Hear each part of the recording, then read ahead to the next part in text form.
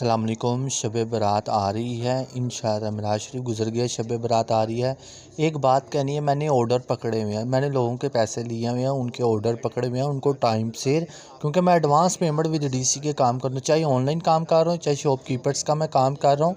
मेरा सप्लाई का काम है। मैं खुदा के लिए मैं कितनी दफ़ा बता चुका हूँ, मैं सप्लाई देता हूँ। मैं लोगों की चीज़ें ले आता, फिर मैं उनको बनाकर उनकी जो जितने पीसेस होते हैं वो सप्लाई पूरी करता हूँ। नकाब पेन, दूध प्लाई, गिलास, ये वो जो कुछ भी मामलात होते हैं वो हमारे सेपरेट होते हैं।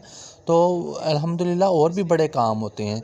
तो बस आपको कुछ भी ज़िंदगी में कुछ भी चाहिए, के भी डेकोरेशन से मुझसे कुछ भी चाहिए, मेरे व्हाट्सएप पे आएँ, मुझसे रब्ता करें। मैं हर बंदे की वीडियो इंस्टाग्राम, फेस पे, यूट्यूब चैनल पे पिक्चर या वीडियो अपलोड नहीं कर पा रहा। मेरे पास टाइम बड़ा शॉर्टकट है, आगे रमज़ान मुबारक आ रहा है तो बड़ा ही टाइम शॉर्टकट है, और लोगों को टाइम से पार्सल चाहिए क्योंकि उन्होंने पैसे दिए हुए हैं और मैंने लिए हैं और मैंने बना कर ही देने हैं।